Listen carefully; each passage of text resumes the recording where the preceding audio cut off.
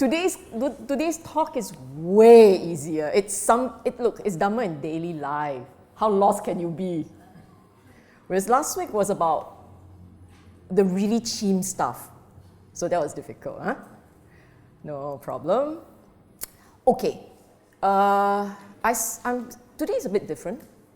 Today is making Dhamma relevant in the lay person's daily life. And the first question that we ask ourselves is it possible to have a meaningful lay life? Is Dhamma incongruous with secular life? And if you're a lay person, can you still experience spiritual growth and development? I think these are the kind of questions that we ask ourselves sometime. And I guess it's inevitable because you may grow up having a staple of the understanding that you have to be in the robe in order to have a more successful spiritual life. So this talk is to try and answer some of the questions. And if you find that I'm not answering your questions, I lay down these questions, but you find that I'm not answering them, feel free to say, hey, hello, how come you never answer your own question? Huh? Or if you don't agree with what I say, feel free to just raise your views and offer your thoughts. Okay, first, let's define meaningful. And for all of us, meaningful is a little different, right? Objectively, we'll say meaningful is something of use, something of value, of benefit. And Buddha used these words when he told the 60 monks to go and teach Dhamma, the very first lot of arahants in the world, the first lot of arahants in the world. Buddha told them that they should go and share Dhamma and essentially make something meaningful of their life. Dhamma for welfare, for value, for happiness of all.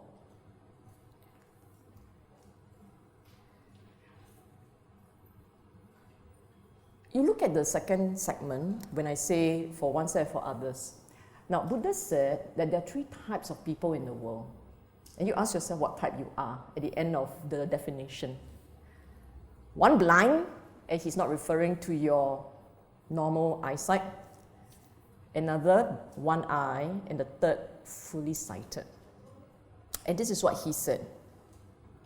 He who does not possess wealth, nor does he do merits, the blind man destitute of eyes casts an unlucky throw in both respects.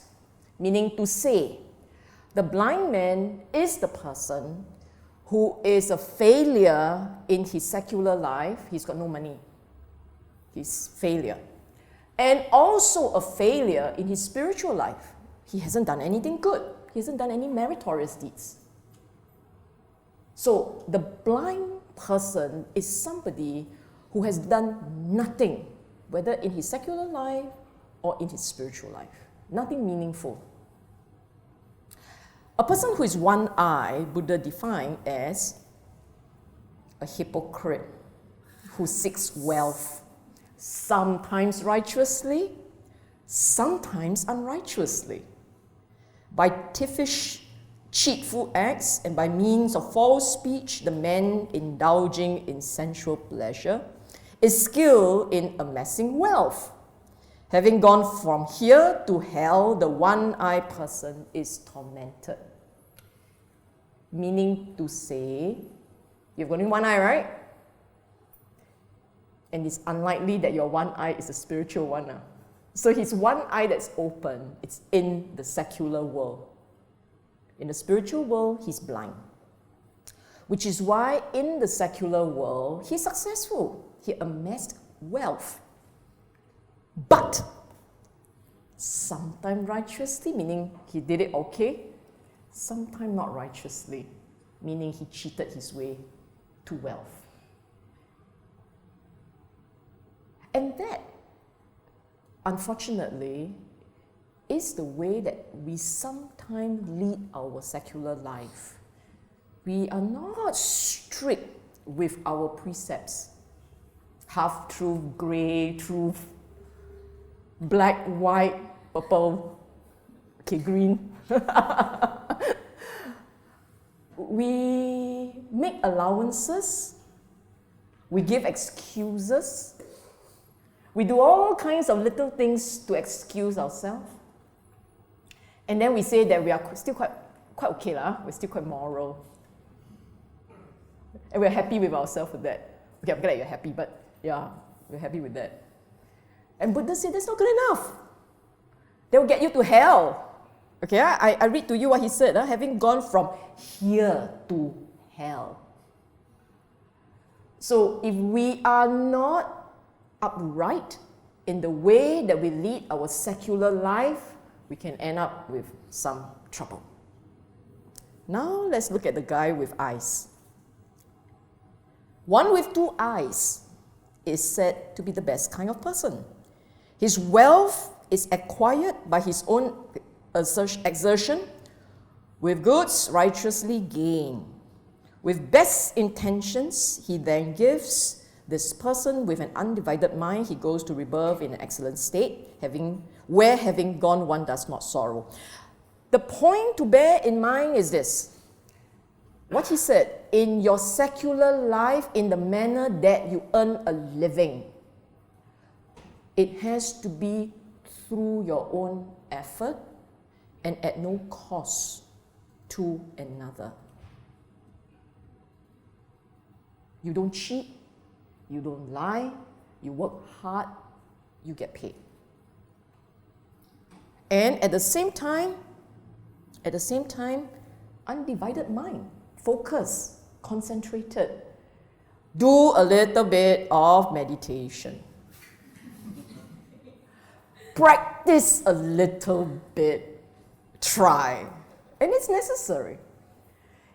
Even if, actually what it also could mean is that even if you were leading a lay life righteously, you don't break precepts. You do good and you do no evil. Okay, you don't break precepts.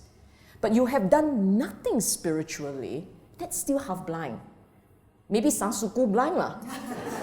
Three-quarter lah, three-quarter sighted and only 1/4 blind lah, because you are quite a decent chap, right? So maybe this side can see, secular world, and the spiritual side, maybe a little bit like glaucoma, or maybe, no, not glaucoma, it's too serious. Cataract, a bit blurry. So that's not so good, We want it to be fully sighted, okay? Now, so based on what the Buddha is saying, it would appear that, it's possible to have a meaningful lay life. It's possible, if you know how to strike the correct balance, okay? In a sutta called the Vayakapaja Sutta, Book of 8, Anguttara Nikaya, Buddha specifically answered the question of a lay person. The guy went up to the Buddha and he said, I am a lay person, I enjoy my lay life, I like all the sensual delights. Like that how, Buddha?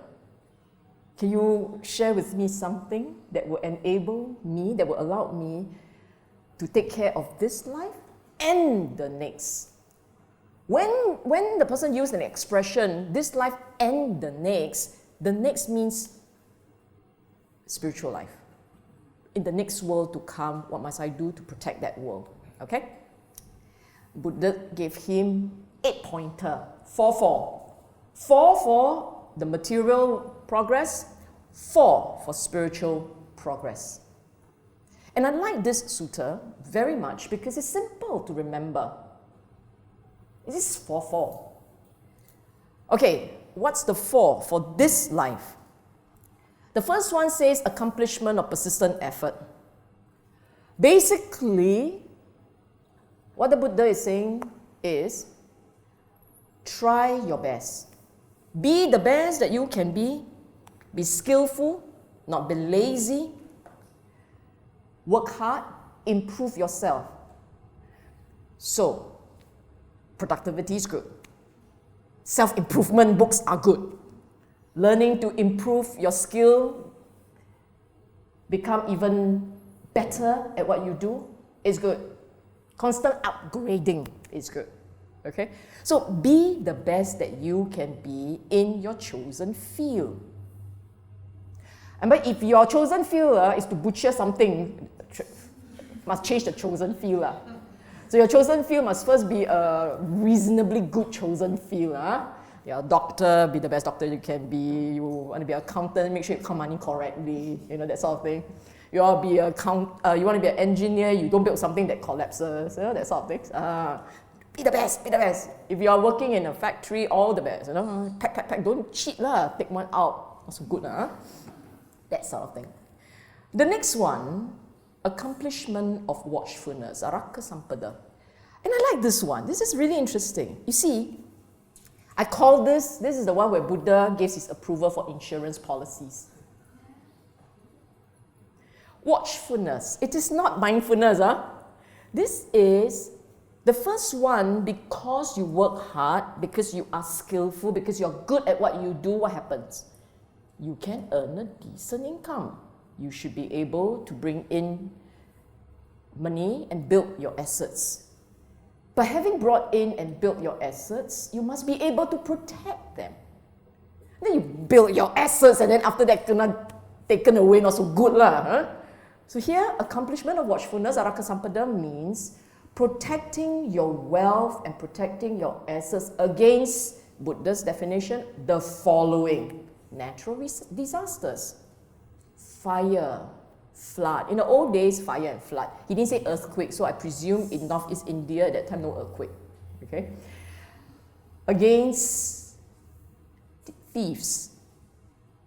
And that's logical because who will come and steal, who will come and take things from you will be thieves. It's either you will lose it through natural disaster, fire burn down your house, water take away your money, that sort of things. And because they always bury their gold under the tree, right? Flood comes, the tree will go.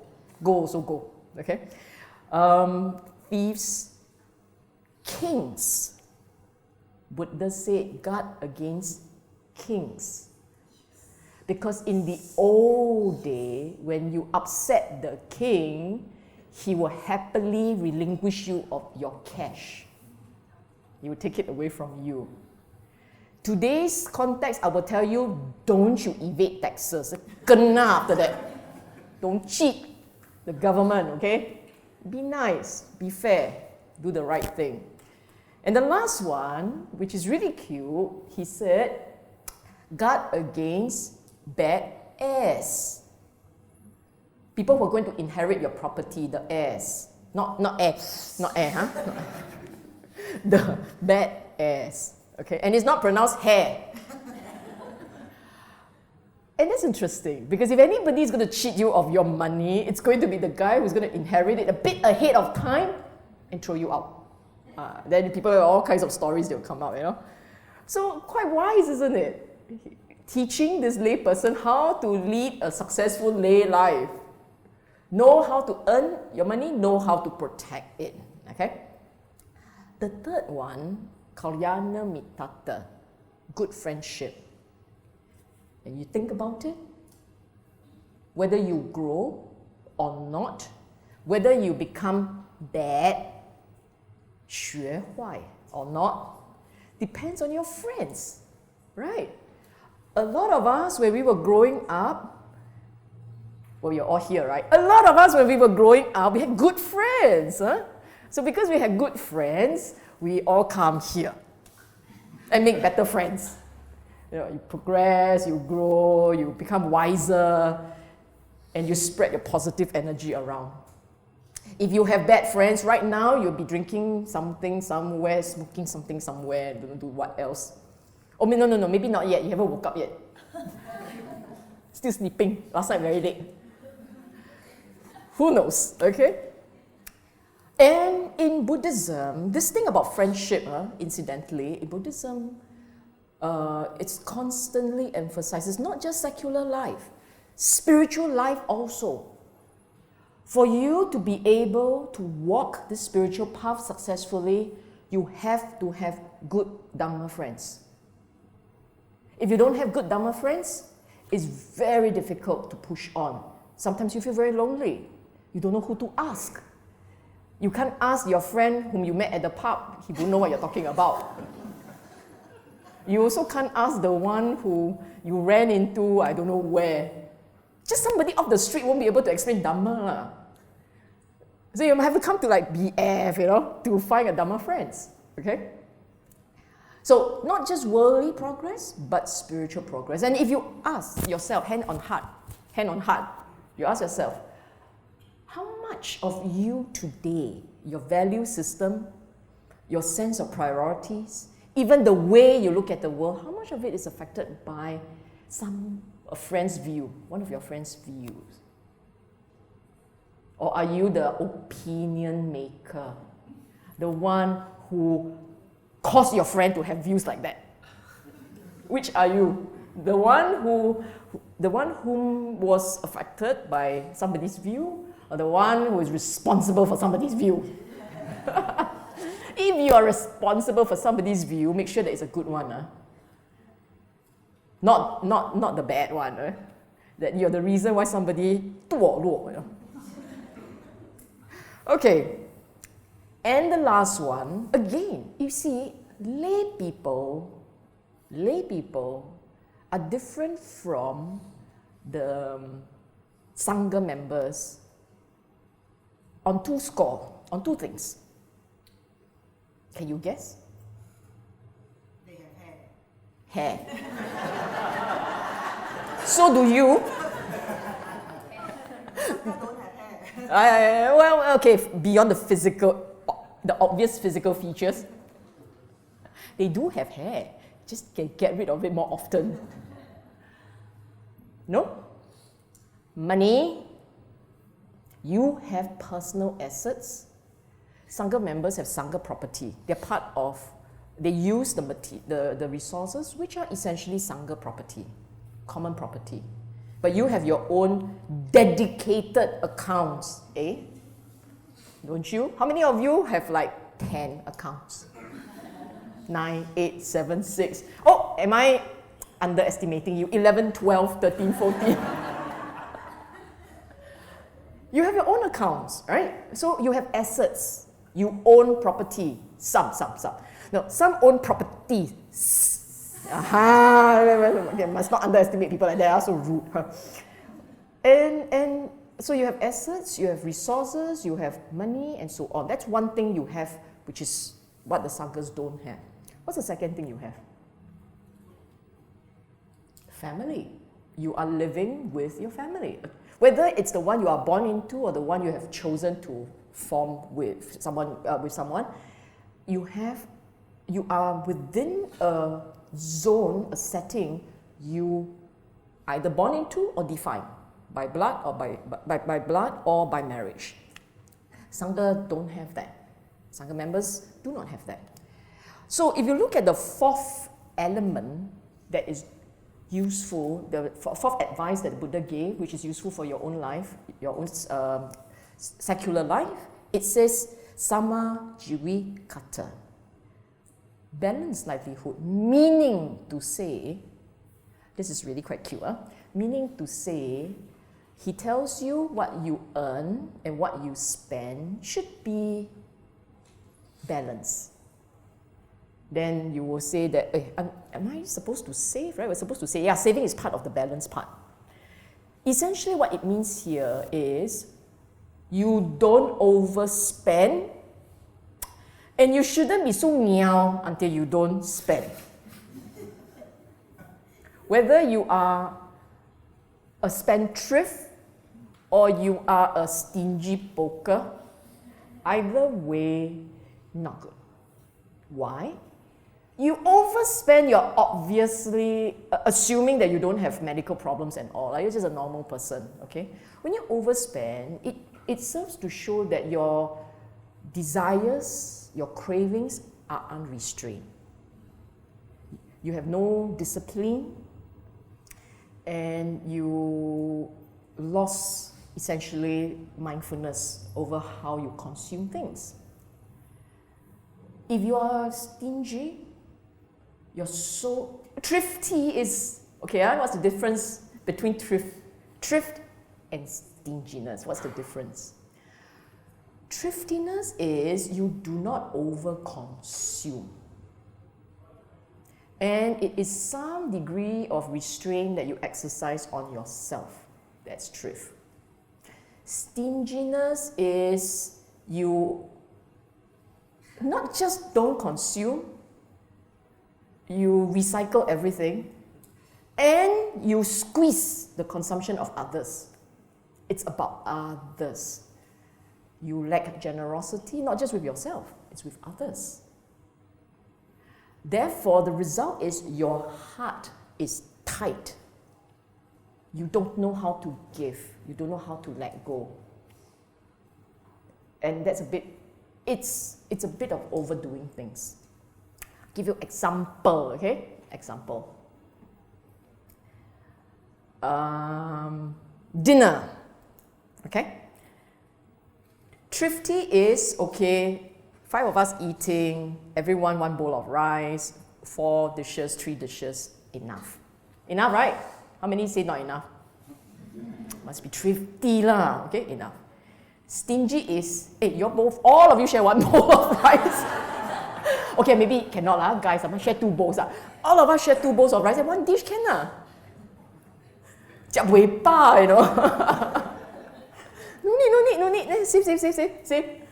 That's a little too excessive lah. Can you see it's basically a degree, the degree of excessiveness, okay? And why do you do that? If you are broke, if you are poor, you are really, really poor, okay? You're down to your last dollar, that's all you can afford lah. 1 dish, what's your problem? But if you are not poor, you are actually quite rich. But yet you are extremely tight-fisted, then that tells you that you have a bit of a problem. Your heart is too tight. There's no openness, no giving, no sharing. And that affects your practice. If you're unable to give, unable to share, it affects your practice.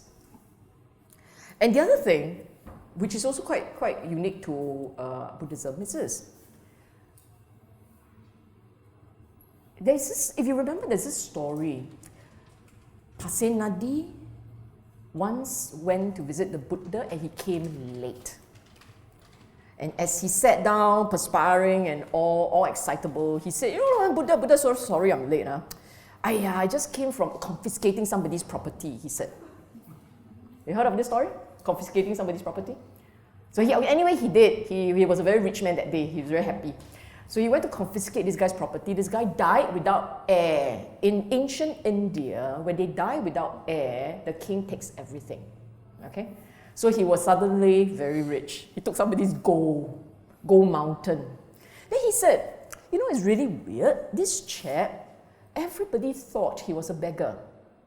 But when he died and we went to his house, we discovered that he had stacks and stacks of gold. Stacks of gold, and in his lifetime, he was riding on a broken down bullock cart. But he could easily have afforded a few Mercedes-Benz. He was rich. And when he wear his clothes, they were all rags. But he could have gone and get himself some Parisian, clothes. But no, this guy is just weird. And the Buddha explained that the reason why this man had this very unfortunate way of life, that he didn't know how to enjoy his wealth, was because in a different time, he had given dana to a Buddha of that time. Was it Pachika Buddha? I can't remember. And he regretted his gift, his dana. Because he dana, he had all these mountains of gold. Because he regretted, he couldn't enjoy the wealth. And everyone who said now would be thinking, oh, yeah. So don't know how to enjoy one's life is not so good karma. Right? The moral of the story would seem to suggest that you need to know how to appreciate the little things in life. If you don't know how to appreciate the things in life, there's something that has stained the mind, preventing you from enjoying your life. That's what it means. And if you were to extrapolate from that, right, just think about this, about your own life. Think about your own life, okay? Some of you have good spouse, wonderful, intelligent children, the sort that score A's type, very smart kids. No need you to hound them, know how to go study. But you spend all your time grumbling about things. That you don't have a good house, why is it you must stay in like this kind of condition? Your in-laws very irritating, you know, your mother-in-law, your mother, blah, blah, blah, blah, complain. So because you're complaining all the time, you don't realize that you are actually very fortunate. And if you look around you, I can almost bet money. Almost, I don't bet. I can almost bet money that you will be able to pin down individuals who are living in fairly comfortable, nice circumstances, but are unable to appreciate their own good fortune. Of course, you are not talking about yourself, you're talking about someone else. But you think about it, it does make sense, right? If you 身在福中不知福, you have a problem, isn't it? And this thing about successful, meaningful, pleasing lay life is when you know how to count your blessing. Okay? Spiritual progress, 4 elements.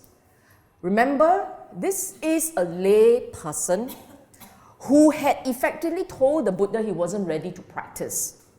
So because he's saying, I can't practice, I just want the short, condensed version, the Reader Digest version of how do I secure my good rebirth. He wants that version. So Buddha gave him the basic. Beyond this, there's no discount. No more discount. These 4 you must have. Okay? You have to develop these 4 qualities because it's already bare bone discount. Discounted rate really. And what are the 4 elements that you must cultivate? Saddha, faith. Sila, virtue or morality. Chaga, generosity. Panya, wisdom. In your daily life, you try to develop these 4 qualities. Now I elaborate. What's faith? What's faith? Any Buddhists here? What do you know by faith? All this while you have faith, but you actually don't really know what it is. Something like that, I don't really know. Faith is faith in the triple gems, okay? That's quite simple, right? You say, really? What's the triple gem? What are the triple gems? So you say Buddha, Dhamma, Sangha. Okay, very good. Who's Buddha? Because when you say you have faith in something, that you believe in something, you need to be clear. What are you believing in? I have faith in Buddha per se is not enough. That I have faith in Buddha in itself as a statement is not enough. Your mind must agree with your heart. So your heart says, I have faith. Your mind says, I have no idea what I'm having faith in. Not good. It should be, my heart says, I have faith. My mind says, I know why. Okay? So why? Because I believe that Buddha was enlightened, that he taught a method that will help me gain peace and unconditioned happiness. That the Buddha knew what he was doing, that the Buddha was a great man, he was a good man. Unfortunately, he died 2,500 years too early. Your mind must be like that, including the 2,500 years too early part. Okay? So, faith in the Buddha that he was enlightened, that he left behind a method, and that method works. What's faith in Dhamma? Faith in Dhamma means you must have some idea what Dhamma was about. And if you had conscientiously come here over the last 5 weeks, you better know what's Dhamma. The last 5 weeks would have gone down the drain if you don't know what's Dhamma. Dhamma is about knowing the Four Noble Truths, understanding the Four Noble Truths, and knowing that the practice comprises that Eightfold Path. And that when you have walked this path successfully, you would be able to taste Dhamma, truly experience Dhamma, taste Nibbana. Here I can hear all the little mind going click, click, click. The clicking sound is the nana. You don't be so negative, can or not? Of course it's possible. So unclick them, unclick them. When we believe that if you were to walk this path as he had prescribed, you will be able to see Dhamma as he had explained. And it's a personal, empirical experience for yourself. It can be done. Because if it cannot be done, then what do you mean by faith in the Sangha? Sangha are the ones who are either walking the path conscientiously or who have realized the path because they have walked it successfully. So if you say that I don't believe I don't believe I can see Nibbana. Why? Because I don't think I'm good enough. Then why are you even here? I don't know, I just enjoy the Dhamma talk. Cannot lah. It must be because I believe that I can get something out of this and that in the process I will grow. In the process I will grow, and in the process I'll be inspired, and that I could actually taste, even a bit also shiok. Taste a bit also shiok ma. You know, you go for a buffet spread, you can't eat all the dishes, right? But look at them so happy ma. Okay, maybe you're not happy looking at them. You have to taste them. But the point is, it is possible to take it in bite size, small amount. Dhamma is to be seen in parts. So having faith is knowing who he was, knowing what he taught, and drawing inspiration from the ones who finished this journey and say, I can also do it. That's faith. Okay? What's Sila? What's Sila? Accomplishment of Sila. And this has 2 parts. Part 1 is what you automatically say, 5 precept, right? How many of you say 5 precept? Nobody. What did you say? 10 precept. Yeah, very good. So a lot of you too shy to raise your hand, but you all agree it was the 5 precept. This is the part that says, do no evil. Okay? But there's a do good part, which is the 10 meritorious deeds. 10 meritorious deeds. Then you say, don't ask me, I don't know what they are. Do you know what are the 10 meritorious deeds? Don't know. Can try? Try one. Yeah, you clever girl, got the first one. Dana, what's the second one? Sila lah. Dana, Sila. And the third one? Bhavana, meditation. Meditation, concentration of mind. Okay? Okay, then the rest don't know the Pali word already, never mind. The fourth one is about respecting those worthy of respect. Fifth one is about doing service to people who are in need of service. Flip it around, it doesn't matter. 6 and 7. 6, doing transference of merits. 7, rejoicing when someone transfers merits. 8, 9, and 10 deals with Dhamma. 8, speaking Dhamma, listening to Dhamma, clarifying your doubts in Dhamma. 10. So what it means is, you want to, in your daily life, learn to open your heart, give, be generous, be giving, be loving, be sharing. You want to act with restraint and not harm another. You want to spend a bit of time, and I mean that. Even if you say, I don't have time to do half an hour meditation, you 10 minutes can or not. Spend a bit of time just sitting and allowing the mind to quiet down. It is very important for allowing the mind to heal. Your mind spends the whole day grappling with all kinds of nonsense. It gets tired. It gets disturbed. So you need to give it a bit of time to heal, to rest. And your 10 minutes, 15 minutes allows it to rest. Rendering service to another. Typically, they will say rendering service to someone you respect, you look up to. I will stretch it a little bit because I do believe that when you're rendering service, you will feel good, whether or not whether respect enters the picture or not. If you're helping somebody, look, somebody come down the escalator, fall, and things all roll over the place, you run forward to help, the newspaper come take picture, very happy really. I was trying to wake you up just in case you fell asleep. The fact you had no response means a lot of you slept, right? Where did you fall asleep? Shall I repeat?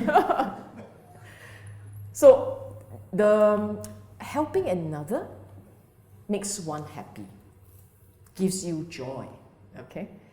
Having respect for another, being able to respect another is actually joyous. It's a happy thing.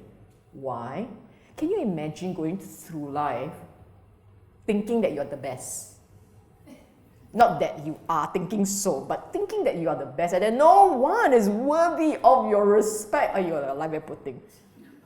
Can you imagine that? It's hard, right? That's because you're a humble person, you see. There are many not so humble ones who will find it very easy. What's so difficult? Having no one to respect, respect me lah. Not so good lah. Why is that? Because if you are unable to show respect and honor another, if you find it's very difficult to do that, what you should realize is that your ego has outgrown the size of the room. Your ego. So when you drive a car, your ego takes up the whole space, no one can go in the car. That's how big it is. You understand? And that's a problem because in this Dhamma path, you need to be able to shrink the eye, to be able to see non-self. But if your self is so big, it's staring everybody in the face, how? Sure, very dukkha, very painful, okay? Next, the others about transferring of merit and rejoicing when someone else is transferring merit, that's obvious, right? It's simple enough. The idea here is to feel good giving, sharing. It's the same thing. Because look, what are you transferring? When you transfer merits, what are you transferring? Have you ever thought about it? It's joy. Bringing up the sense of joy and opening it up. You're not going to the your imaginary ATM machine and transfer account. Okay, today I think I'll give out 5 credit merits, and then 5 credit merits make its way to somewhere else. You're not doing that. You are essentially helping another to bring up joy. And so only when you are truly joyous and you transfer when you're transferring merits does it work. If you are actually quite upset that day, then you're not transferring joy, you're not transferring anything. Transferring just dark mood. Someone's going to say, you keep it. Seriously, you keep it. I don't need your dark mood. Okay? So remember, when you're doing transferring of merits, think kindliness, think metta, think joy, delight in doing good. then do your merits, your transfer of merits. Okay? And the last 3 deals with Dhamma. If you think about it, one of the things that make Buddhists, good Buddhists, not that you're bad Buddhists, but good Buddhists happy, is when they're listening to Dhamma talk. Yes? Of course, if you listen to Dhamma talk and half the time you say, I can do better, then not very joyous. That would not be very joyous, you know. But if you are listening to Dhamma talk and then you are delighting in the words and delighting in the wisdom of the Buddha, then that will make you very joyous. Yes? Okay. Okay, so that's accomplishment of virtue. And the moral of the story is every day, try to do something positive. Got 10 can just pick one and do, very easy. Just don't kill for the day, oh, I've done my sila. Don't smack mosquito, don't smack mosquito. Okay, you've done, no, not cockroach, also cannot smack. You have done your sila, you know. Do a bit of sitting meditation, 10 minutes, oh, I've done my bhavana. I read about one Dhamma, one sutta. I've done something meritorious. You want to keep doing this to anchor yourself in the Dhamma. Doing all these meritorious deeds and knowing that this was prescribed by the Buddha helps you to anchor yourself in the Dhamma. A reminder of the practice. So even when you're not feeling particularly charitable, you're not feeling particularly giving, when you tell yourself, Buddha said to do dana, and you want to do it, then you remind yourself, this was the words of the Buddha, and I will then try, open my heart, and give. And as I was saying to someone else today, dana, which is the next one, accomplishment of generosity, chagga. This is dana. But if you look at the word, it's chagga, it's giving. Giving, okay? And why?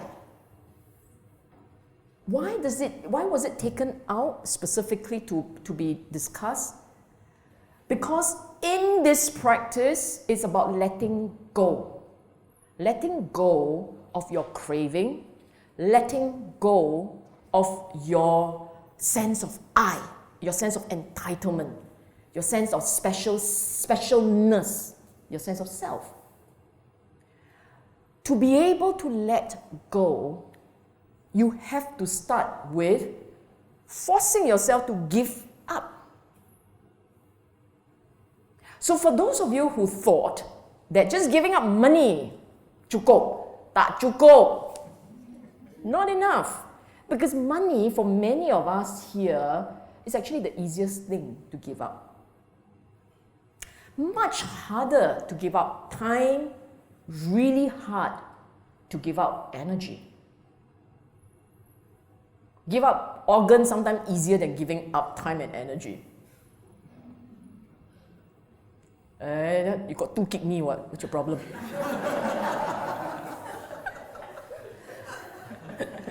Buy one, get one free, you know? You got 2. Jokes aside, you give up blood, right? Some of you donate blood. How come you're so generous donating blood but cannot donate time? Why? Because blood can regenerate. As long as you're not dead, your liver is working, is it liver? Bone marrow is working, you can produce more. There's more of where it's coming from.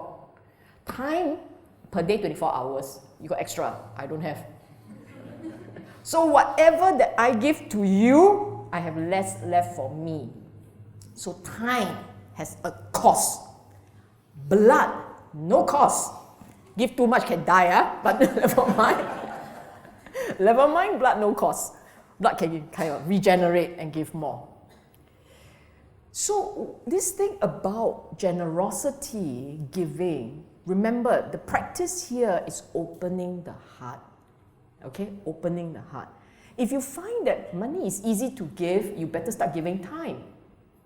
Because you want to learn. The mind has to learn how to let go. Money is easy to give, what? You're not letting go anything. It's almost like you're walking and then money just dropping off, right? So that's easy. But time, taking you away from your Candy Crush, very painful. Taking you away from your movies, very painful. That one. In case you're wondering, I don't play Candy Crush. My family does though. Taking you away from something you prefer to indulge in, that's painful. So you're giving up your own indulgence. Sharing it. And when you can do that, and you can do that again and again and again, and you derive joy doing that, successful. That's when you are spiritually growing.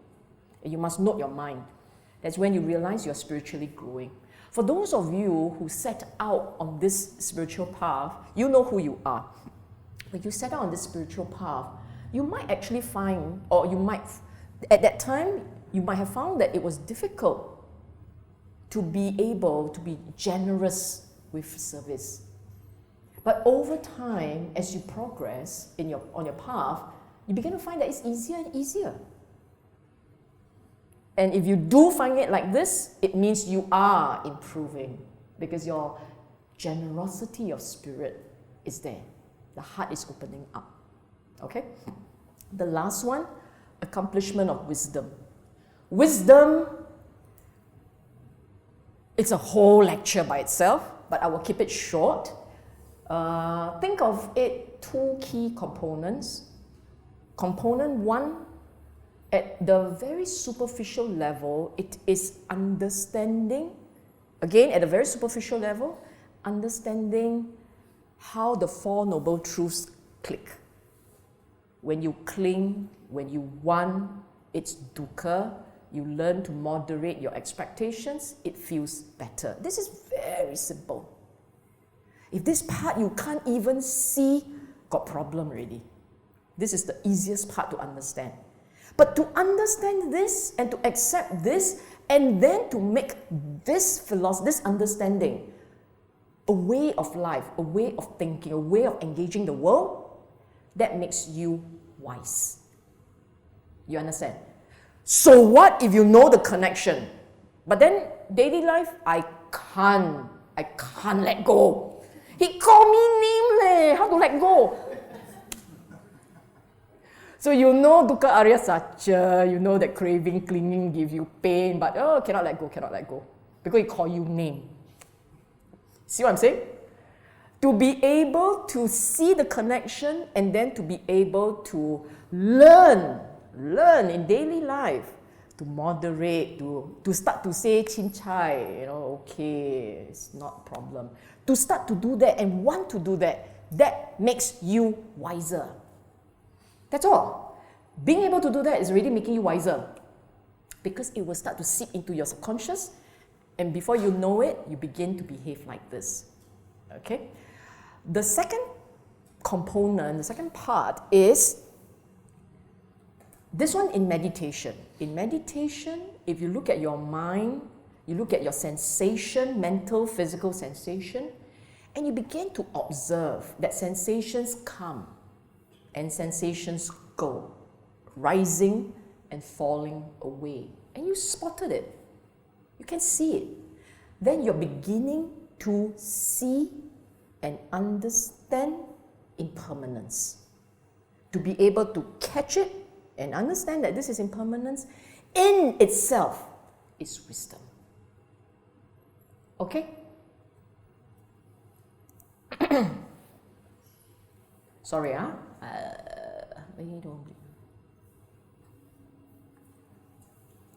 really am really bad at this.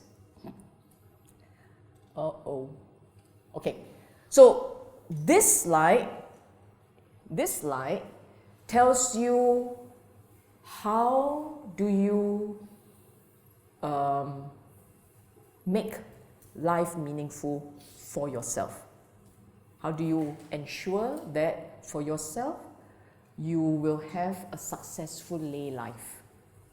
The next slide tells you how. do you serve others such that your life is now meaningful for others? It's not just about you. It is also about the world. And this is what is unique in our practice. It's balance. Okay? And of course, I have jumped the gun and happily went into do good and do no evil, so I don't have to repeat myself. The point here is this. We all have impact on the world. All of us. Small way, large ways, depending on who you are, you have impact either within your immediate environment, or if you're very big shot, impact can hit very far. Okay? As a Buddhist, you want to be a positive. You are the cause of the positive ripple. You are the reason why the environment became better. You want to do that. This is how it is for others. In the Sigālowada Sutta, it's called the Layman's Sutta because this is a sutta which was delivered to a guy by the name Sigala, and it was to help Sigala manage his life as a completely lay life. Okay, manage relationship, manage resources. Remember the two things which I said matters to the lay person: relationship and resources. So Sigālowada was delivered to a guy by the name Sigala to help him manage his resources as well as manage relationship. And specifically on relationship, the key principles here essentially were be respectful, be considerate, be giving, be kind, have no expectations. I know I didn't write that down, but sometimes I got more ideas when I talk. Sigālowada, if you had come across the sutta, you will find that there are two parts. In every relationship, there are two parts. Okay? For instance, the relationship between the parent and the children, Buddha would say parents should be doing these things, children should be doing these things towards their parents. Likewise, husband and wife, husband should be doing all these things for their wives, and wives should be doing all these things for their husband. Everything, there are two parts, okay? The more creative amongst you would say that, I got a checklist to hold the other guy accountable. Buddha say you must do all these things for me, leh. No, Buddha say you must do all these things for him, for them, not the other way around. It is for you to hold yourself accountable in the relationship. It's not for you to go and hold the other guy accountable in the relationship. Okay? And I would urge you to look at the sutta, Sigālowada Sutta, because it's really fascinating, it's hilarious. For instance, in the relationship between man and woman, husband and wife, just on one point, Buddha told the man, occasionally buy presents for her. He didn't say that to the man, you know. He didn't say to the woman, occasionally you must buy presents for him. But he said this way, tell the man to give it to the woman. And if you think about it, the women are the ones now with expectations, right? The men are the one who cannot remember his own birthday, cannot remember your birthday, cannot remember the day that we first held hands, can't remember a thing. It's selective amnesia all the way, you know? But yeah, the Buddha would... And my point is that Buddha was a layman. Once upon a time, he had a wife, remember? He knew what to do. Don't see him no up. Okay. It's disrespectful. And he told the woman, he didn't tell the man, he told the woman, show some respect for his in-laws, for his family members. He told the woman to show some respect for his family members, but he didn't say that to him. He didn't say, you must show some respect for her family members, which is quite cute also, because many a time, it's this way that has a problem, not the other way. Okay? Many a times, yours may be the unusual one. So the point being that he offered pretty good advice for the lay people. So for those of you who are very interested in what was written in Sigalo, it's everywhere on the internet. You can have like 5, 10 different translations. Get the one that you can understand. There's some translations a bit tougher to understand. Okay.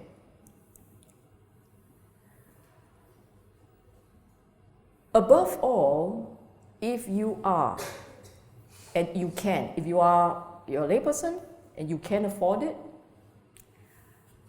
bear in mind this advice from the Buddha that the gift of Dhamma is the highest gift. Be a Dharma worker. Keep Dhamma alive. And you keep Dhamma alive not by just printing books. No, it's by practicing. I have always said this. If there are no more practitioners, Dhamma is as good as dead. Because no one will figure out how to work it already. It's like, you think of it like a wind-up toy. That you have to pull a certain sequence and then the toy moves. It must be this, then this, then this, and then voila, the toy moves. Then you're the only one left who know how to operate this toy. And you die, that's it. The rest of the world just dismantle this thing because they can't figure out how it works. So in the same way, for you to help in trying to keep the Dhamma alive, you have to practice. You have to walk the path. You have to do the meditation. And you know what I said, huh? Keep it alive, practice and share it. Really? You didn't practice meditation? You've never seen your mind, you want to go and teach Dhamma? Problem leh? Which part of Dhamma are you teaching? You know what I'm saying? If all your teaching is do good, do no evil, that one anybody can do ma. Anybody can say. So it has to be the hardcore Dhamma, the hard stuff, the tough ones. Because those are the ones where people will need a little bit of friendly advice. Okay? Now, Buddha said, and this one is for us just to bear in mind, on the day that you decide you want to teach Dhamma, right? You must ask yourself whether you have these 5 qualities. No lah, maybe you want to teach Dhamma, cannot underestimate yourself like that. Huh? Okay, what are the 5 qualities? Dhamma should be taught with the thought, I will speak step by step. Meaning to say, not that you speak very slowly. It means you will speak logically. I will speak explaining the sequence. By the way, step by step also means you're patient. When you're teaching Dhamma, you need to be patient. Don't jump steps, don't jump the gun. Okay? Because Dhamma is not easy to understand. I will speak explaining the sequence. This part is important. When you explain the Dhamma, sometimes people may just flip things around and, I remembered 5 things, then I do 1, 2, 3, 5, 4, then a bit off already. You go and readjust the sequence and all, and you get people more confused. There is a reason why Dhamma has to be explained in sequence. When the Buddha taught Dhamma, it was to guide people into understanding their mind. You teach Dhamma, you need to take people through the steps. If you jump to the last step, in between, the fellow I have no idea. So it's like telling a story. You have a 40-part episode, a 40-episode show, you show the last one. Better still, show number 33. And then, because you feel like it, let's talk about number 12. And then today, my mood very good. I will start with number 7. So when you teach Dhamma in this very haphazard way, The poor fellows are going to follow you into the labyrinth and then got lost inside there. Never ever to find their way out again. Thanks to you and your 33 and 7 and 12 and don't know what, the fellow is just lost. So speak patiently, go through the steps, speak out of compassion. Do not speak for material reward. Speak without disparaging yourself or others. Very important. Disparaging means speaking ill of yourself or others. Speak in such a way as to lead to people thinking bad of yourself or people thinking bad of others. Okay? So basically when you want to talk Dhamma, don't ever say something like, so and so are wrong leh. He teach this kind of thing, wrong leh. This kind of nonsense. Don't do that. Just teach Dhamma. Focus on Dhamma. Okay? If you have questions here, we can discuss later. Is Dhamma incongruous with secular life? It's a conditional reply. Okay? It all depends on the individual. Choice of balance. You see, when the Buddha taught Dhamma 2,500 years ago, the first lot of disciples, they were all practitioners or people who were tired of lay life and decided to become practitioner after they had a conversation with him. And in that sense, in his time, a lot of them, when they embraced Dhamma, in terms of balance, they flipped completely to spiritual pursuit. There was no balance as such. They just went straight into spiritual pursuit. Today in our modern society, we are luckier. We're luckier because, oddly enough, the hardcore Dhamma is now making its way, or has been in the lay community for a while. In the old days, 2,500 years ago, the hardcore Dhamma, your tilakkhana, your anicca dukkha anatta thing, your Four Noble Truth, Eightfold Path, all these, they are considered the hardcore Dhamma. Actually, in the early days, they were not taught to the lay community. It was discussed amongst the Sangha community, and that's where they practice. But today, no one is acting as a Dhamma police anymore, right? So Dhamma is everywhere. You go onto internet, they're everywhere. No restraint on all kinds, everything there. Type in the word anicca, there'll be like 20,000 pages if you can go through all of them, etc.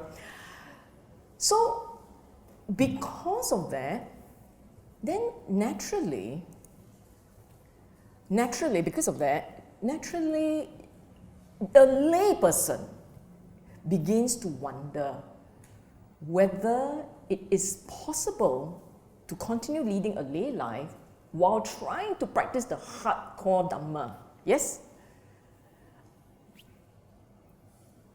You guys were so much noisier during the break time. For whatever reason, when it comes to actual class, everybody like mouse like that. And that's what happens. In the lay life, you will say that, very difficult. You need to put aside time for meditation, especially this meditation thing. You need to put aside time for meditation, because if you don't, you can't see it. Okay? If you don't set aside time for meditation, it is not even possible to see Dhamma, the hardcore stuff. You can have an impression, you can read a lot and have some sense of it, an idea, a conceptual idea, but it's not possible to see it for it is. You need the time for meditation. Now, for those of you who wish to be good Buddhists, that's all.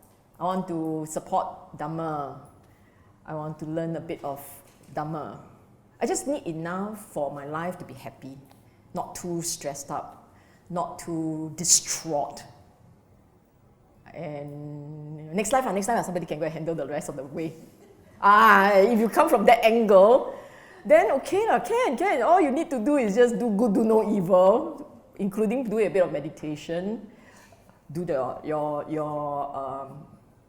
reading, and learn to say it's okay, don't hold on to things, let it go. Let it happy already. So that's your balance. For you, that's good enough. For those of you who wish to see Dhamma, truly want to enter the stream, want to really have a sense of what's Nibbana, then the balance will tilt the other way. For sure. You can continue living your lay life. But you will have to spend more time learning to restrain your craving, learning to not hold on to your anger, learning to deepen your meditation so that your mind is quiet enough for you to see the mental phenomena as they arise in the mind and fall away. You must be able to see those things.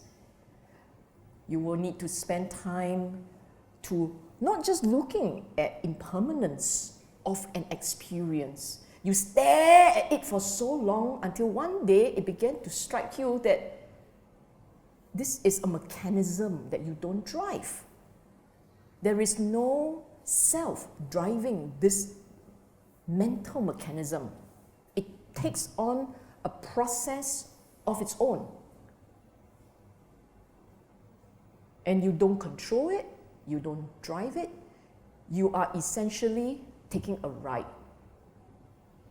along the mental and physical pathways, tracks. So if you want to get to a point where you can see how the mind works and really see the Dhamma as taught by the Buddha, then your choice would tilt towards more letting go, more giving up, more restraint, less indulgence, more moderation. No need to be so somber. You will also have more joy, more delight, more peace, you see. In exchange for letting go of all those material comfort, and not comfort, material indulgence, okay? In exchange for giving up some of these material indulgence, you have more mental peace. Which are more important? Who say peace? Who say indulgence? Too shy to say. Okay, never mind, next time after we whisper into my ear. Okay? So the point is, when we talk about balance, it's not just a choice of good, bad. It's actually a choice of, in my mind, letting go of the bad and embracing the good more. Okay? I said, depend on your goal and your ambition or aspiration. This is in connection with what I said earlier. If you have modest expectations, as I said, all you want is do good, do no evil. And then when you move on from this life, you're going to end up in a better world. That kind, then no need to worry too much. Just what I said earlier about Virakkapajja Sutta, for material success, for spiritual success, good enough. But if you really, your aspiration is Arahant, cannot. So no respect. People also got aspiration. You want to be Arahant. Then okay, must give up your lay life. Much more of the lay life. When I say lay life, I actually don't mean trading one clothes for another. I mean, in the mind, what I mean is in the mind, you learning to say, I am not going to hanker after this, that, and other. I'm going to trim all my wants, cutting back on all the wants. Learning self-restraint, learning moderation, learning to watch your sense basis interaction with sense object, learning to watch that interaction, and learning to say, every time I have delight, I've got to be very careful to watch that delight, because every delight will follow craving, clinging. So you will watch delight, watch craving, watch clinging, and learn to watch until a point where the mind gets jaded. 看到闲了. Literally, you watch your craving, watch your clinging, watch the delight until the mind got sian by the watching and say, yeah, I recognize you already. I know all these things. And when that happens, when the mind got sian, when that happens, the mind will turn away from the delight. That's how the mind turns away from delight. It is not me going, I cannot delight, I cannot, that's the same. It's you want, you don't want, it's the same, it's one. It means I want something or I want not something. It's a one. But when your mind looks at something, got tired, lost interest, turned away, there is no one. There is just turning away. And that's how you train the mind to see craving. Okay? It also depends on the stage of your own spiritual development.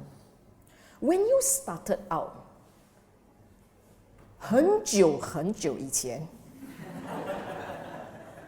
I'm just dying to use that phrase, a long time ago, once upon a time, when you were still young, when you first started out on this spiritual path.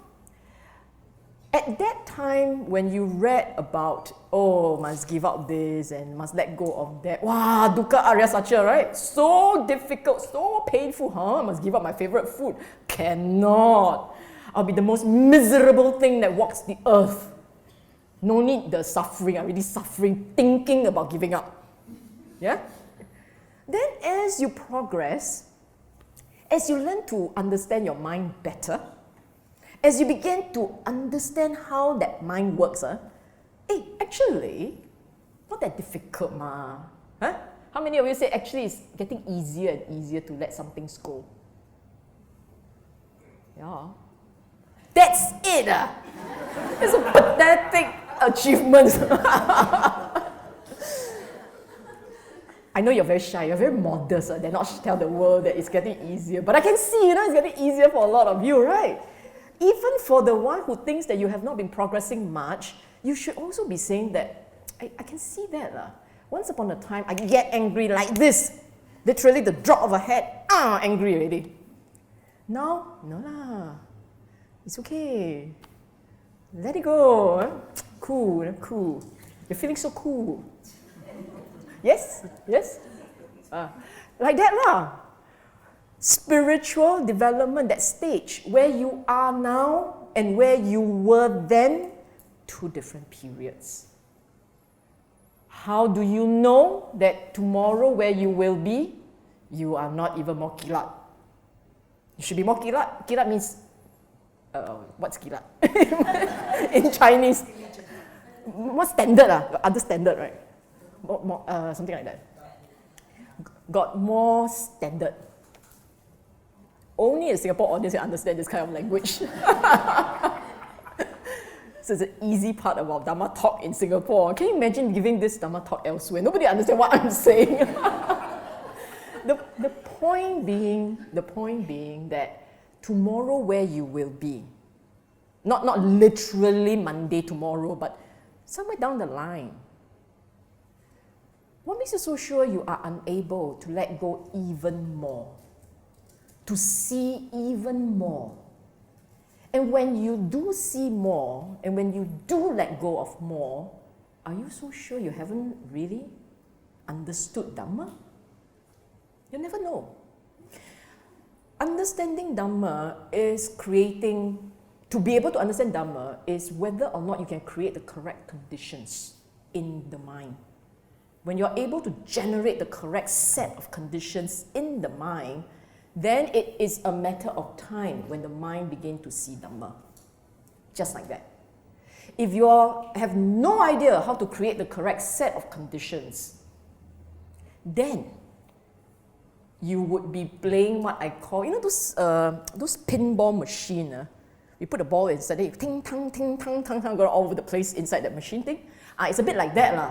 You will run too long lah, but you get nowhere very much, because you're kind of stuck in this parameters and you're not sure how to get out of it. And then you say, oh, what are those set of conditions? Buddha told you. It's called the 37 Factors of Enlightenment. Buddha told you what they were. But we were so diligent. 37, so many, cannot handle. Handle 4 Noble Truth, 8 Full Path can already. There are 30. Now, they're not actually all 37. There's a lot of repetition. But these 37 factors of enlightenment, in different sets, in different ways, they have to be developed. That can be a class for another day. But those things have to be developed because those are the conditions that must be brought up, created in the mind. And then the mind can see Dhamma. And it has to be created correctly, correct proportion. Okay? Bottom line, not necessarily, but can be. Meaning to say, it is not necessarily that Dhamma is incongruous with secular life. But if you have high aspiration, if you really want to see the end game, Nibbana, and you can really practice and you can really let go, then at some point it becomes incongruous. Meaning to say, you will find that the secular life is a hindrance to the practice. But that's sometime down the line. It is when you are very, very serious. But when you are at the initial stages, not yet. In fact, you will find that Dhamma is very helpful to your secular life. In the initial period, why is it helpful? If you were to walk this path properly, you will find that, and people will find that you're a nice person, you're a kind person, you're a likable person. You are like. People see you coming, they don't say, siao. They see you coming and, open arms. Okay? And that helps you to, Dhamma teaches you how to get along with people. It teaches you how to have EQ, how to develop your EQ. And if you do it well, your EQ very kilat, okay? Again, kilat. Very got standard. Okay, now, yesterday I spent my afternoon trying to figure out how to do sentence by sentence they appear, right? See what happened? They all appeared.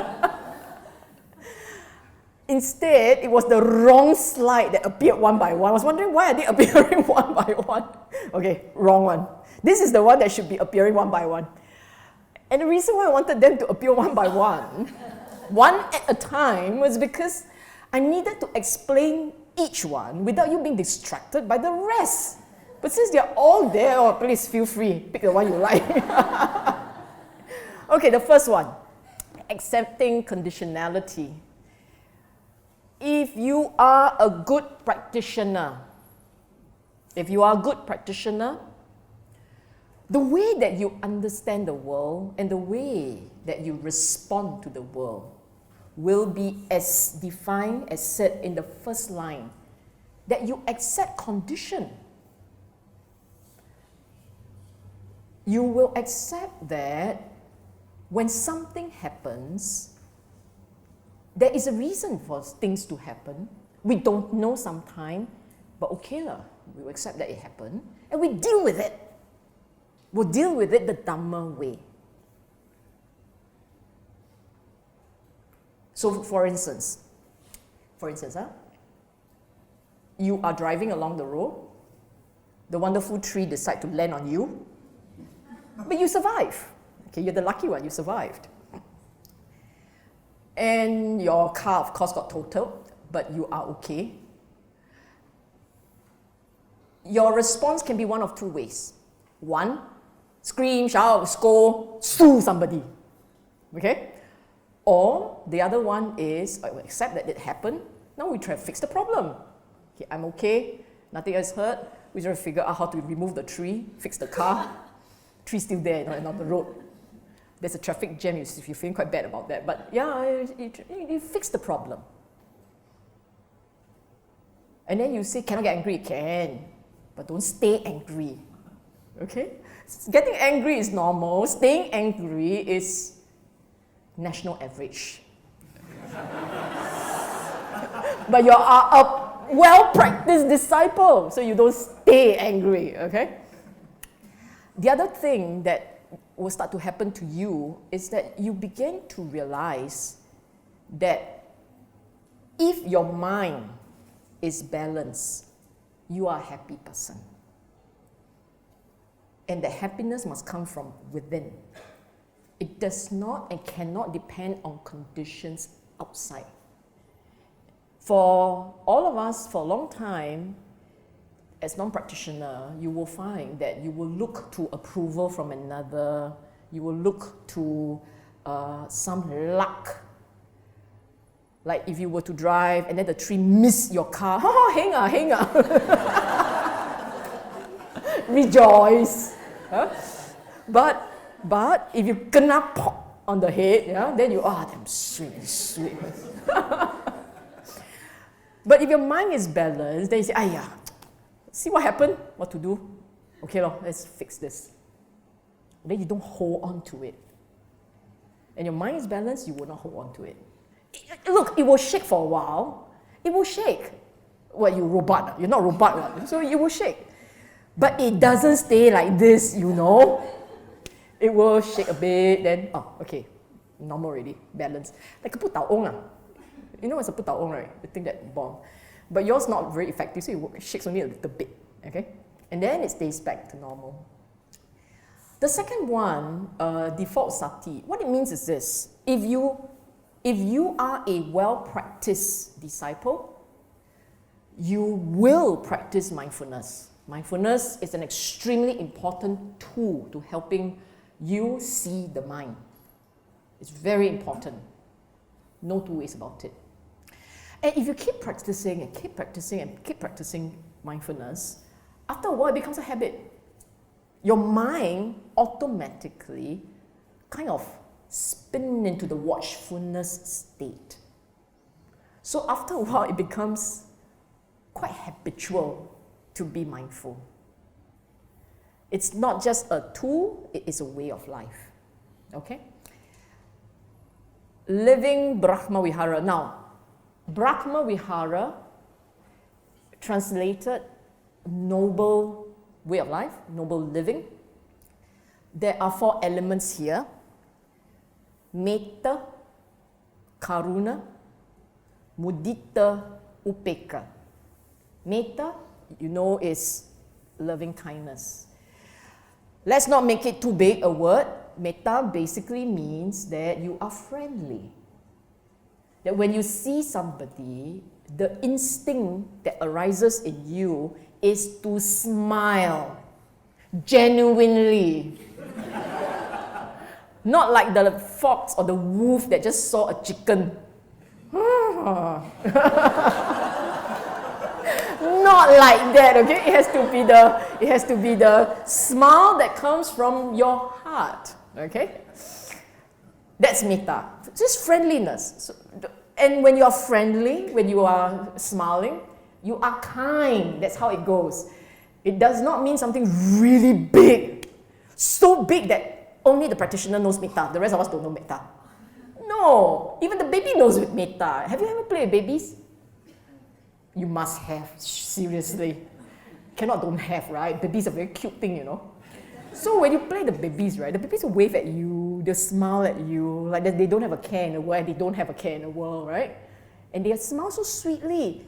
What do you think they are having? Muscle ache. They're having metta. This baby metta. The world is a friendly place for them. So they are quite happy smiling at the world, you see. They're happy, so they smile. So next time, when people say that you want to bring up metta, look at the baby and think of the baby's metta, and you will smile, okay? Karuna is compassion. That's easy enough. I never actually have to explain karuna. I usually find myself having to explain metta. Mudita is not sympathetic joy. The translation has a problem. It's empathy. Empathy.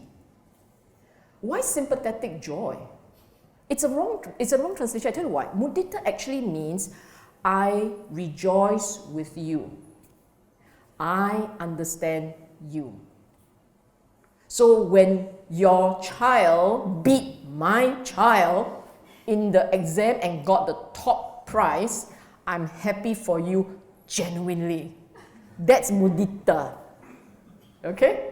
Empathy, right? You sympathetic means I'm so sorry your child lost to mine. Surely that's not mudita. Sympathy is when I'm so sorry your horse ran a little slower than mine, your child lost to mine. That's sympathy. Empathy is when I'm very happy for you. I'm very happy for you. And I genuinely feel happy for you. Okay? Must be genuine. Not genuine doesn't count. So that's mudita. And the last one, upekkha. Everybody says they know what it means. But then when you ask exactly how do you feel, is it indifference? It's not indifference. Mudita is you are unaffected. Unaffected. So some things happen, you're balanced. Your mind doesn't react. Your mind is balanced. You are not affected. But it doesn't mean you're indifferent. Indifferent means you don't care. Upekkha is you are detached, but you still care. Okay? And if you are a well-practiced disciple, your sense of your I should start to shrink. Should lah. If it's not shrinking, not well-practiced lah. Okay. Well-practiced means the sense of the I, how you hold on to the self, I'm important, that part, it starts to shrink. And when it starts to shrink, you got more space for others, ma. It's not all about you. It's about the world. Whereas today, when we are not well practiced enough, you will find that it's all about us. You think about yourself before you became so well practiced. Think about yourself once upon a time when you are not quite a practitioner. You are Buddhist, but it's only appearing in your birth cert type. And when something happens, for instance, you go out with a bunch of people, then it's a table for 5 or for 6, but the 6th fella came along, you have no place to sit. What's the first thing you do? Yeah. But now that you are better practiced, right, you will go grab a chair and squeeze in. It's not all about you anymore, ma. You start to give and take. It's okay, never mind, chin chai. Squeeze. You see what I'm saying? It's the little things in your life and you need to watch out for those. The big thing is easy. I need to save the world. That part is easy. Hey, saving the world, ma, is a hypothetical world. That's easy. The part where you say, I forgive you, because you step on my toe, but it's okay lah, sudah. That part, that's where your practice comes in. Like I said, what? Your child beat my child, okay. That's the part that is tougher. My child, I saving the world's children. Hey, that one easier. You see what I'm saying? The little thing because it affects you directly. The big thing is a hypothetical idea. You love yourself for it. So that's easy, okay? Effortless sila. When we are new to the path, you ask yourself this, when you're new to the path, you will say, "Aya, no killing. No killing, no killing, no killing." Very difficult, okay? When you're new to the path, is this a lie, you ask yourself. If I say it like that, is that a lie? What if I say it this way? I omit the rest. Is that a lie? You get obsessed with the letter because you're trying to figure out a way to bend the rules, ma. You're obsessed with the letter, you know. If stealing 15 minutes from the government in my parking coupon is wrong, what about 5 minutes? 5 minutes, okay, right? Not very greedy. So you get very obsessed with all these letters. But if you are truly a practitioner, you realize that these rules are not about making life inconvenient for you. It's about us learning how to let go. Learning how to be clear in the mind. To respect and uphold truth as it is. Clarity of the mind. Not holding on to the small gojam cicak. It's a big picture. So, if you truly are a practitioner, even taking something that was not given to you, you feel bad about it. Why? Because your instinct is, I can see myself wanting it, but wanting is the last thing that you're trying to feed, remember? Craving is the last thing you're trying to feed. So if you're trying to dilute the strength of craving, then you must learn how to uncrave. And so when someone will give you something, and you can see the craving surging up to say, "Oh, I want it." That craving is charging, right? And you say, "Oh, this is bad, this is bad." You can see the craving charging. Hold back. Don't touch until the craving settles. And then it's okay. It's like that. Practice is like that. Then you wouldn't be obsessing about, is this a white lie or a grey lie? Anyone who asks me, tell white lie can or not? My response is, lie got colour one meh? Since when? Okay, so that's, and as you begin to practice, once you understand the basic principle about restraint, then observing the precept is the least of your concern. It truly is the least of your concern. You are not worried about karma hitting you because you went to smack mosquito. You are more concerned about your mind not free from craving. And so as long as it's not free from the grip of craving, you will constantly have dissatisfaction. But the moment you can shake it loose, shake the craving loose a bit, then your sense of pain, the sense of dissatisfaction will reduce. It will reduce. For sure, it will reduce. Okay? The last one, enjoying greater mental equilibrium, not caught up with sense object, mindful of the danger of attachment, and so on and so forth. When your mind is very sharp, this is practicing mind. If the mind is very sharp, you can see. The moment you see something you like, you can see the wanting it arises. And if you are very well practiced, you see it arising, then you see it arising lah. Don't start scolding yourself. What, you stepmother to yourself? See arising, observe arising. Be patient, it will fade away. Because it comes like that, okay?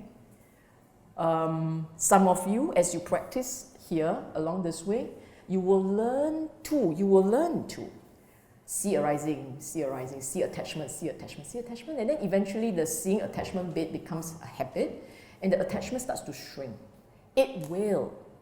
If you tell me that it hasn't, then I will say you haven't done it for long enough.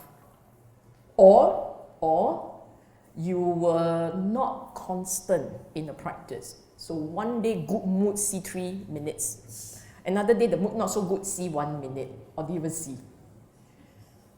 The practice is a gradual path. It takes constant practice all the time. Some of you may say, wow, like that life very dukkha leh. I ask you, embrace Buddhism, is it? You say that you wanted to see the end of dukkha, right? Buddha said this is the only way. The Buddha said this is the only way that you can see to the end of dukkha. And I assure you, it can be done. You can see to the end. You say, really? Really? Even as you are starting out, right now, in this part of your own spiritual development, right now, you already should be seeing that yesterday, again, not Saturday, yesterday means just before you became this level, just earlier. When there is something that upsets you, you get very caught up with it. And you macam siao like that. You get very caught up with it. Throw things. You didn't throw out the window. No, you're very well practiced. You throw them in your house. You get very upset. You tui, okay? Today, you didn't throw anything. You can see the anger surging, but you didn't throw anything. You are way better practice, and you find that your anger, when it comes out, doesn't last. Like not enough power, you know.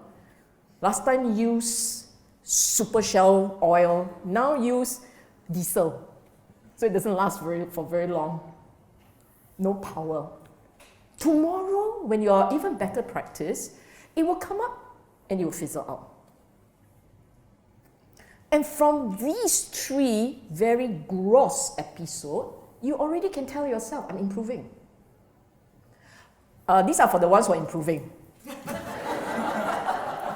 For the ones who have not noticed any difference from the point in time you started, right, until now, it is good to go for the BF retreat, end of the year. The BF retreat at the end of the year. I'm advertising for you. That's good, okay? Because it will happen if you are on the right track, if you are on the right train, if you're on the right Dhamma train, not on the one going the wrong direction, but if you're on the right Dhamma train, it will happen. From the point you started when you are below national average, to the point you became national average, and right now you are comfortably above national average. So one day maybe you're 90th percentile. It will happen. And you must, in your own practice, you must see how you have changed. You must take note lah. Got journal, take note. Today I like this, like that. Because when you flip back, right, and you look at how far you have come, that gives you inspiration and confidence. You think your memory is very good. You know exactly how you were then. No, your memory cannot be that good. The journal's memory is better. So you want to take notes and you want to remember and you want to see for yourself how far you have come. Why do you want to do that? Is that a form of clinging? No lah, it's a form of understanding yourself.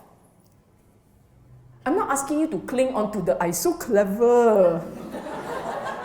2 chapters ago, I was so hopeless, but then, wow, I see, I'm so clever. Yo, Sylvia's going to give me A. No lah, I'm not asking you to attach like this, but I'm asking you to note your own change and to draw inspiration from the change.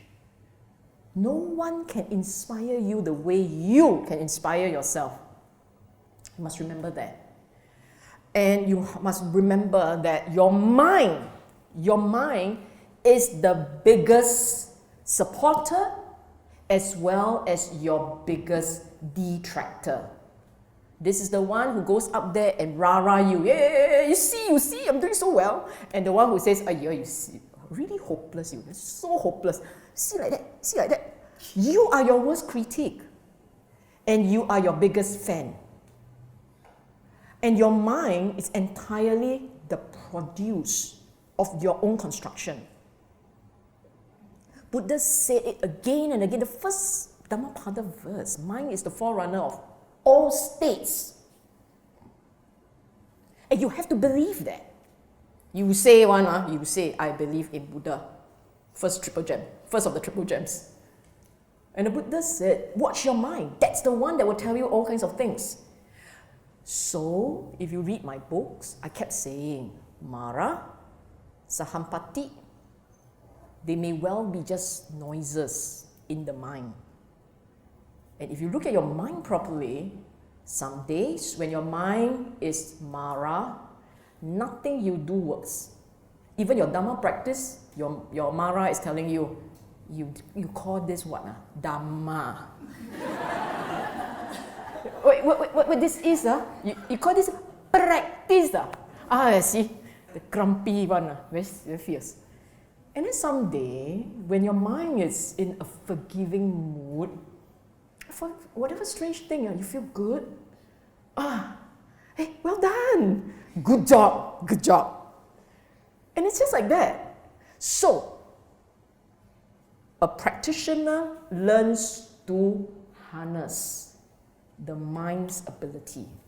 The practitioner learns to tell himself when you are doing it right, you see, you must take confidence in those things. And the practitioner, when he comes across the Mara voice, the practitioner will tell yourself, not I, not mine, not myself, you just keep quiet. It's all mind-made, it's all constructed. I can construct this, I can deconstruct this. And this is how you become owner of your own mind, that you control it. And don't let it control you. We don't realize that, but a lot of the time, much of the time, we are controlled by our mind. By whatever it's not even it's a process, for heaven's sake. It's a chemical balance, all creating its own merry little journey inside there. And then we get all upset. You see, I'm losing control. Of course you're losing control. It is just ecosystem. You learn how to manage the ecosystem, you're fine. You don't know how to manage the ecosystem, you will have global warming. You see what I'm saying? So you must understand how your ecosystem come together. And the Buddha gave you all these pages and pages. And have you seen the suttas? They're very long. Pages and pages and pages of sutta to try and tell us how do you control your mind. Then we look, repeat. I don't want to see all this repeat. The first time when he said it and you read it, you didn't even understand it. Now repeating, you complain he repeated. No, you just go through slowly. Appreciate them sentence by sentence. As you practice your meditation, they will begin to make sense. And when they begin to make sense, you must take note. I am beginning to understand this. And you need to take note. What have you understood? A few more chapters down the line, you come back, refer to the notes, and you realize, you understand wrongly. But now you can mark yourself, you see? You have improved. And you take comfort in that. So, final point, this path is, Buddha said it, this path is gradual. It takes time. It takes time to grow. You go to Shaolin and learn martial art also takes time. You build the muscles first before you can do the necessary steps. Those graceful steps that you see, can't do it on the first day. So in the same way, to see Dhamma, you have to go through the steps. And cannot skip steps. So the meditation is necessary. Okay? That's it. Question? Okay, thank you, Sister Sylvia. Shall we say 3 sadhu to Sister Sylvia? On the topic of generosity, I understand that when we are practicing generosity, we should do it and we are happy before the giving, during the giving, and after the giving. So as we develop our generosity, when we're trying to give, maybe I face internal resistance. I want to give, at the same time, there's the clinging on, don't want to give. What do we do then? Because they say that before you give, you should be happy, but you're a little bit struggling. You want to give, but you're struggling a little bit before that, and during, positive after. Positive after, right? Possibly, I mean. Possibly. Yes, as in, so you want to give, but okay, there's a little bit of resistance. So should we practice that or not? Since there's a little bit of resistance, or you want to. If you are practicing giving, yes, you have to have joy. Buddha was just being very specific. He's like a doctor, he gives you the details. So before, during, after. In effect, it merely means that when you are giving, you need to have joy. Joy in giving, open-heartedness in giving. If you find that that's missing, then you know that while you have parted with some material goods, your mind has not benefited from the parting. And that's okay. That's okay. You understand it. You watch your mind. Watch how the mind holds, clings, get a bit distraught having to be parted. Watch the mind. So even though you may not have benefited with joy of giving, but you could still benefit from understanding how the mind shifts and how the mind clings. It's still a Dhamma learning moment. And you want to use as many opportunities as possible to learn Dhamma. You understand? So does that mean that we should still give even if we're not experiencing that joy now? Just use it as a You can, yeah, you can. It's not you must or shouldn't, it's the individual's choice, the individual's wisdom. So for some people who say that if I don't feel joy in giving, I don't give, so be it, that's your choice. But for some individual, they want to take the opportunity to see the mind and watch how it clings onto the 50 cents. Okay, fine, just watch how you cling. Okay? Similar in that vein. Sometimes we see fake monastics, and they're fake because they have people over there standing there quietly asking for money. So the dilemma is we are very kind, but we also know they are fake. So the struggle is, do we give to this person who is not a monk? That means I'm not kind enough. But if I give, I'm also being very stupid. So what do you do in the case when you know somebody is fake, and then to give or not to give? Me, you're asking what I would do, right? I will speak for me, huh? I will speak for myself.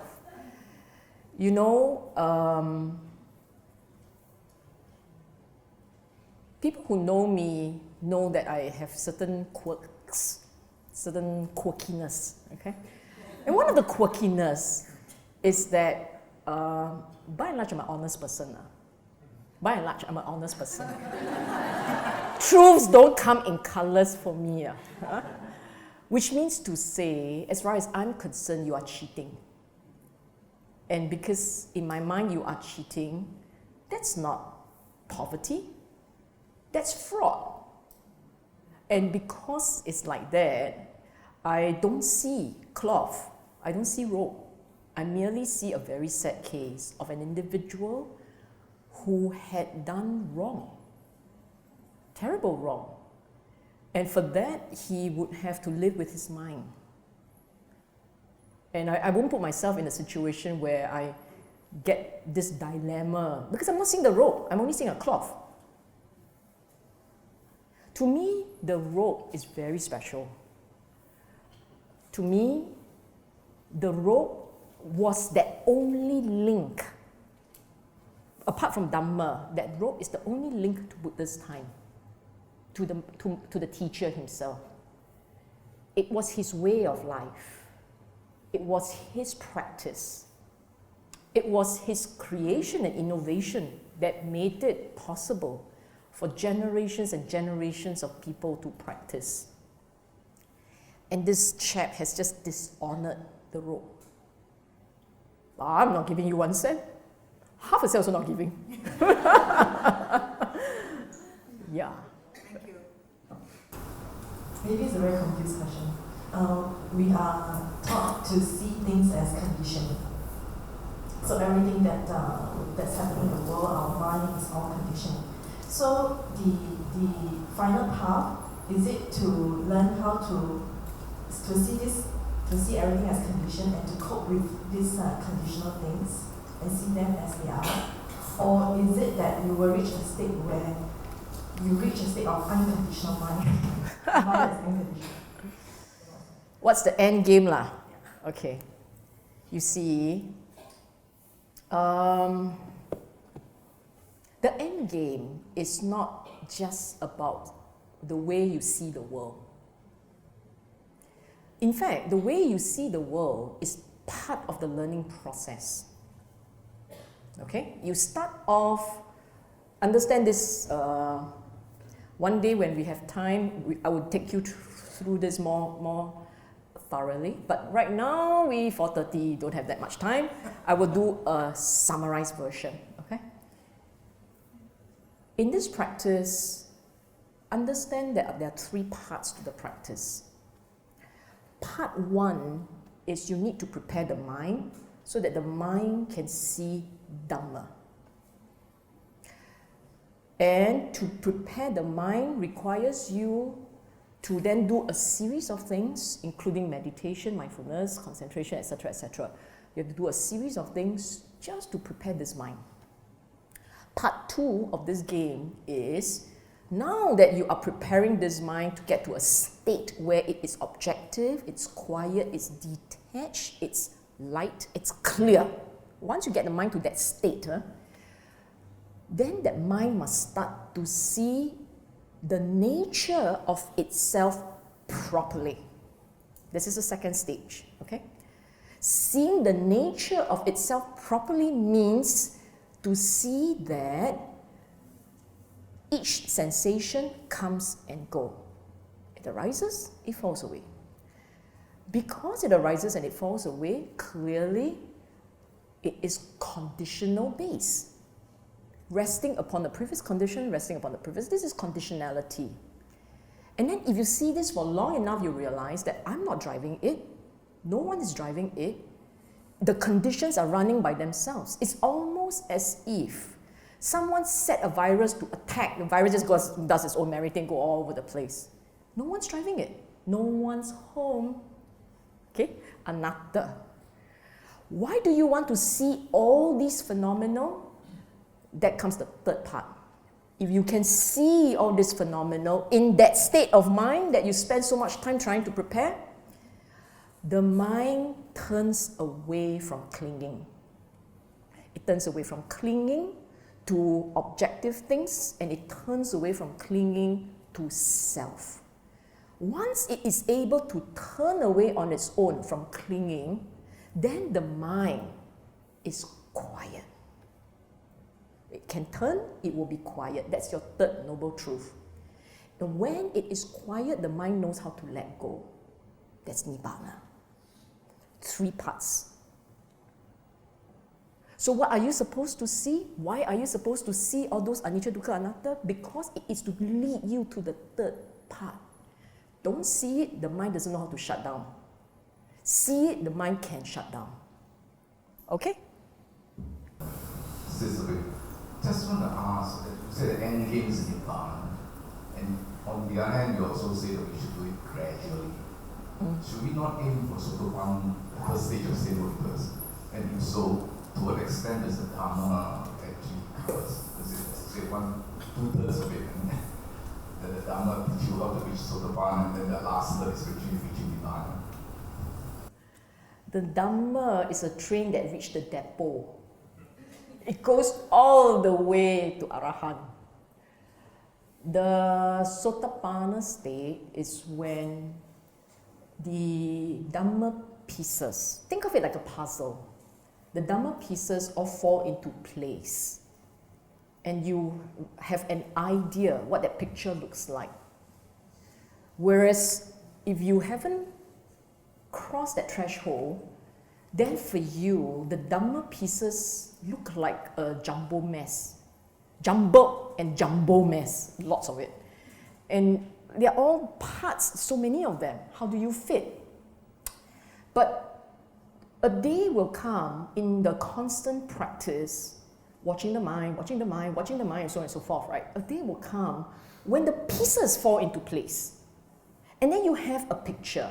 But your television, this picture, this puzzle piece picture, that television is analog, not very clear, a bit fuzzy sometimes. Some parts not so good. But you know roughly it should look like that. And you know roughly how you should continue practicing. And then the more you practice, what do we mean by practicing? The letting go is very tough. You notice that the Sakadagami, the second stage, what happened? They only managed to crack clinging and anger. They only managed to crack that, no? They didn't break it. They go all the way to the third stage, and finally they crack clinging and anger, ill will. Anagami. So even when you have seen the puzzle pieces, and even when you have a vague idea, you must have the idea, you have to have the idea how to continue the journey. But your clinging is still very strong, the anger is still there. So you learn to let go more and more and more until the mind becomes second nature, habit to just not cling. And only then you continue the rest of the journey. So to answer your question, the train will take you to Arahanthood. The train makes stops at Sotapanna and so on and so forth. Actually, it doesn't make stops. You just kind of go through it. No passport on it, just go through it. Okay? I wouldn't presume to tell people, oh no, this must be your aspiration, that must be your aspiration. No, this is an individual's choice.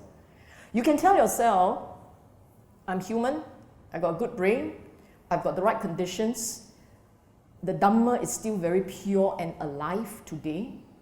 Who knows, next rebirth, maybe Dhamma not so pure, then I got a problem, don't know which one is correct. But no, Dhamma is still very pure. It's still there. Then try lah. Okay?